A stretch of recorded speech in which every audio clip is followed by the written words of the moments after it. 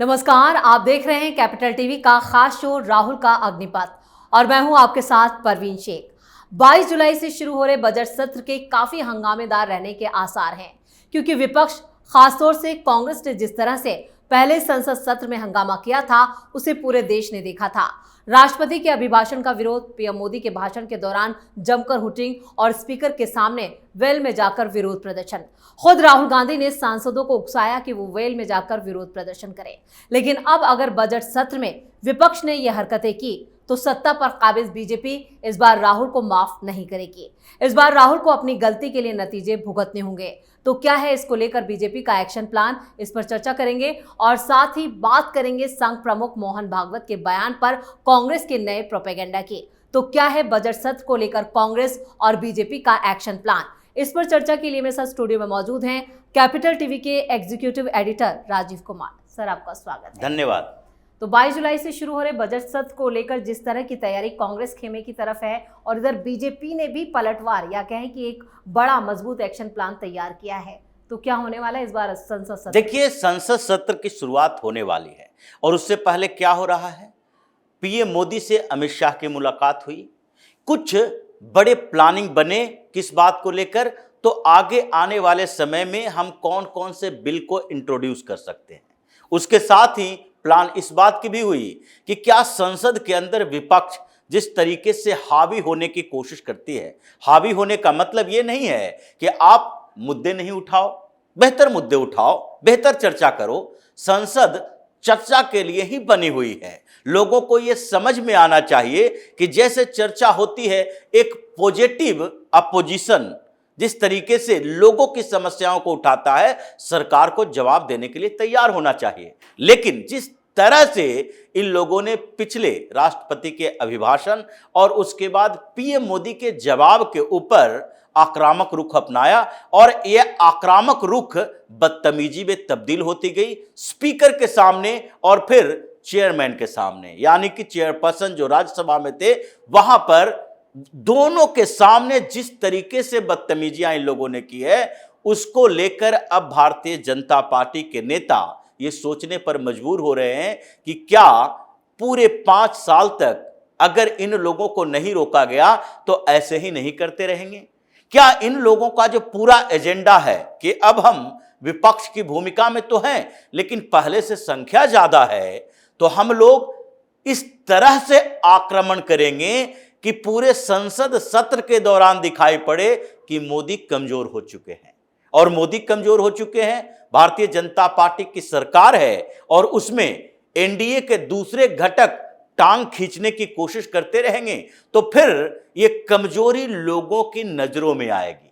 हम अभी तक तो ये सोच रहे थे कि राहुल गांधी को इसी तरीके से बोलने दिया जाए, लेकिन जो संसद सत्र के बाद कुछ वीडियो फुटेज आए और फुटेज में यह देखा गया कि राहुल गांधी कैसे प्रवोक कर रहे हैं कि पीएम मोदी जब बोले तो तुम लोग बेल के पास चले जाओ, तुम लोग उनको हुटिंग करो और बीच बीच में नारेबाजी करो, मतलब पीएम मोदी की बातों को लोगों तक पहुंचने से रोको और बीच बीच में ऐसे सवाल खड़े करो कि हमारी माइक को बंद कर दिया जाता है, हंगामा करने के कारण ढूंढना की कोशिश करो। तो ये जो पूरी प्लानिंग विपक्ष की तरफ से रही और इसका नेतृत्व जो राहुल गांधी कर रहे हैं, क्योंकि इस बार उन्हें नेता प्रतिपक्ष बनाया गया और नेता प्रतिपक्ष बनने के बाद राहुल गांधी को लगने लगा कि वो प्रधानमंत्री ही बन गए हैं।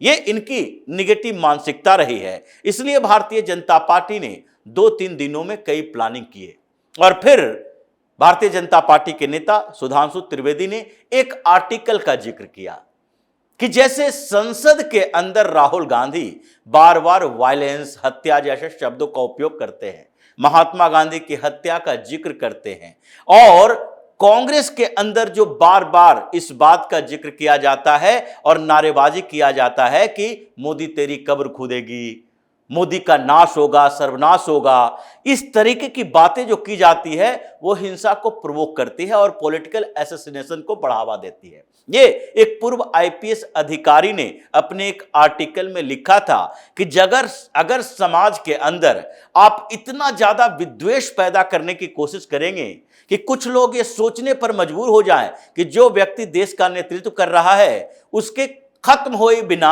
हमारी समस्या का समाधान नहीं होगा, तो फिर वो हिंसक बन जाता है। इसलिए जो डोनाल्ड ट्रंप के खिलाफ हुआ अमेरिका के अंदर, उसमें भी इस बात की भूमिका है कि जो डोनाल्ड ट्रंप के विरोधी थे उन लोगों ने ऐसे ट्रंप की छवि गढ़ी कि ये तो मुसलमानों के ऐसे खिलाफ हैं कि किसी मुसलमान को रहने नहीं देंगे। वहां पर वो ऐसे अति राष्ट्रवाद को पैदा कर रहे हैं कि लिबरल को रहने नहीं देंगे। तो ऐसी भावनाएं पैदा की गई कि कुछ लोगों को लगने लगा कि डोनाल्ड ट्रंप को फिर से राष्ट्रपति नहीं बनना चाहिए, चुनाव में खड़ा भी नहीं होना चाहिए, उससे पहले ही इसको खत्म कर दो। विचार को खत्म करना और पूरे शरीर को खत्म करना, दोनों में अंतर है। वैचारिक लड़ाई विचारिक तरीके से होती है, न कि हथियारों से होती है। उसी तरीके से शिंजो अबे का भी उदाहरण दिया गया और सुधांशु त्रिवेदी ने यह बात कही राहुल गांधी की ओर इशारा करते हुए कि जिस तरीके से राहुल गांधी का आजकल व्यवहार हो गया है, बात बात में जिस तरीके से हिंसा की बात करते हैं, एक छोटे मोटे मामले में भी हमेशा मणिपुर को लेकर वायलेंस ऐसे वायलेंस पैदा कर दिए कि पीएम मोदी ने ही शुरुआत की है, मणिपुर हिंसा की करवाई है। तो अगर कभी वैसे ही कुछ असामाजिक तत्व जिसका दिमाग फिरा हुआ हो अगर पीएम मोदी पर हमला करता है तो उसकी जिम्मेदारी किसकी होगी? तो इसलिए कांग्रेस बौखलाहट में थी और अब यह माना जा रहा है कि जिस तरीके से पिछली बार राहुल गांधी के भाषण के कुछ शब्दों को हटाया गया, बस वहीं तक सीमित नहीं रहने दिया जाएगा। इस बार के सेशन में अगर राहुल गांधी या उनके चमचे जो कि बिल तक पहुंच जाते हैं हंगामा करने की कोशिश की तो मार्शल को तैयार रहना चाहिए। इन लोगों को धक्के मारकर संसद से बाहर निकालो, जैसे पिछली बार की सरकार के समय में ये जो वही स्पीकर वही थे ओम बिरला और इस बार भी स्पीकर वही हैं, लेकिन पिछली बार के कार्यकाल में ज्यादातर समय उन्होंने इनकी बदतमीजी का जवाब दिया। कांग्रेस के सांसद सस्पेंड होते रहे, विपक्ष के 100 से ज्यादा सांसदों को सस्पेंड किया गया इसी बदतमीजी के कारण। संसद में हुड़दंगई नहीं चलेगी और फिर राज्यसभा से भी सस्पेंड किया गया। 1 साल से ज्यादा समय तक ये संजय सिंह सस्पेंड रहा और उसके बाद एथिक्स कमेटी ने यह भी मान लिया कि संजय सिंह ने गलती की है और इसलिए धनखड़ साहब ने बोला कि गलती तो इन्होंने की। एथिक्स कमेटी की रिपोर्ट भी है, एथिक्स कमेटी ने कहा कि यह आरोप साबित होता है यह गलती की हुई है, लेकिन चूंकि रिपोर्ट आने तक ये इतनी बड़ी सजा भुगत चुके थे, लंबी सजा भुगत चुके हैं, 1 साल से इनको सस्पेंड करके रखा गया है, तो उस 1 साल के सस्पेंशन को इस मामले में सजा मान ली जाए और इनका सस्पेंशन खत्म किया जाए। लेकिन आगे भी अगर ऐसा करोगे तो फिर से लंबे समय के लिए 2 साल 2.5 साल के लिए सस्पेंड कर दिया जाएगा। पूरे संसद के कार्यकाल के समय आप संसद में इंटर नहीं कर सकते, ऐसी सजा दी जाएगी और साथ ही मार्शल को तैनात किया जाएगा। अब नहीं देखा जाएगा, चेहरे देख के अब नहीं सोचा जाएगा कि ये बहुत बड़े नेता हैं, इनकी पॉपुलैरिटी क्या है, ये कांग्रेस के बड़े नेता हैं, ये आम आदमी पार्टी के बड़े नेता हैं, ये मीडिया में हावी रहते हैं, इससे सरकार को नुकसान हो जाएगी कि इन नेताओं को संसद सत्र के दौरान मार पीट कर बाहर कर दिया गया। ये अब नहीं देखा जाएगा क्योंकि ये अब इन लोगों को लगने लगा है कि अगर इनके खिलाफ हार्ड कार्रवाई नहीं की जा रही, इनके ऊपर एक्शन नहीं लिया जा रहा है, तो इसका मतलब है कि सरकार और सदन में बैठे हुए वो स्पीकर या चेयरमैन या डिप्टी चेयरमैन ये लोग कमजोर हो चुके हैं क्योंकि इस चुनाव में भारतीय जनता पार्टी को सीटें कम मिली है। अब उस कमजोरी के प्रदर्शन पर हम लोग ये ना सोच लें कि बार बार इनको माफ किया जाए और ये यही प्रोपेगेंडा पैदा करते रहे कि हम मजबूत हैं, सरकार कमजोर है। तो अब एक्शन प्लान बना है कि इन लोगों को धक्के मारकर संसद से बाहर निकालो। अगर इस बार एक ने भी बदतमीजी की, एक ने भी ऐसी बात कही, तो उसके बाद सस्पेंड करो, जैसे मल्लिकार्जुन खड़गे ने बार बार इंटरप्ट किया था। इनको कहा जा रहा था जगदीप धनखड़ कह रहे थे कि आप एक बुजुर्ग सांसद हैं, आप दूसरी बातों में उठकर इंटरप्ट नहीं कर सकते। आप उठ गए और बोलना शुरू कर दिया कि आपने हमको लीडर ऑफ अपोजिशन नहीं बनाया राज्यसभा में, नहीं जयराम रमेश ने बनाया, नहीं उन्होंने बनाया, हमें बनाया है सोनिया गांधी ने। इस बात का कोई जिक्र ही नहीं होना चाहिए क्योंकि बात तो दूसरी थी। तो आप बीच बीच में जो ऐसे खड़े हो जाते हो, इसके लिए आपको सजा मिल सकती है। अभी तक माफ किया जा रहा है क्योंकि आपके राजनीतिक कैरियर और आपकी उम्र का ख्याल है, अब बर्दाश्त नहीं किया जाएगा। बिल्कुल, पानी सिर से ऊपर जा चुका है, अब बर्दाश्त नहीं किया जाएगा। लेकिन इस बीच एक और भी प्रोपेगेंडा कांग्रेस की तरफ से फैलाया जा रहा है, वो है संघ प्रमुख मोहन भागवत के बयान को लेकर। कांग्रेस ने जो एक तरह का कहें कि एक एजेंडा चलाने की या एक नैरेटिव सेट करने की कोशिश की है। देखिए, कांग्रेस की सरकारें या कांग्रेस पार्टी बनाई क्यों गई थी? 1885 में एक अंग्रेज अधिकारी एओ ह्यूम ने कांग्रेस पार्टी बनाई। क्यों बनाई थी? हिंदुस्तान पर शासन करने के एक यंत्र के तौर पर।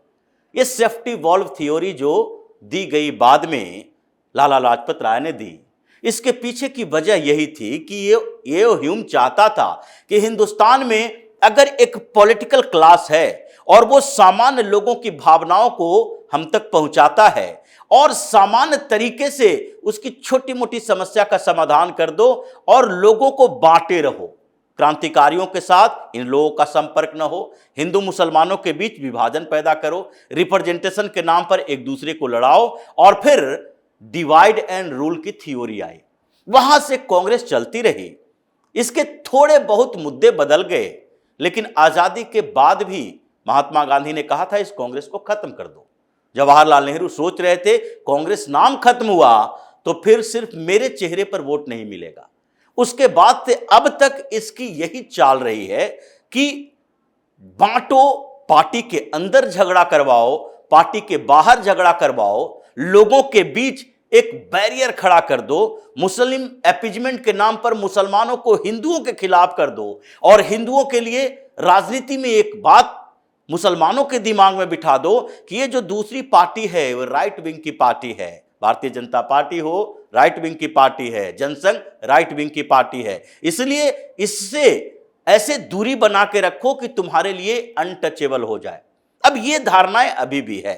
अभी कांग्रेस के पास मुद्दा नहीं है, लेकिन ये मुद्दा बनाने की कोशिश कर रही है कि भारतीय जनता पार्टी के अंदर घमासान चल रहा है। उत्तर प्रदेश में योगी वर्सेस शाह मोदी चल रहा है, तो फिर संघ वर्सेस भारतीय जनता पार्टी चल रहा है।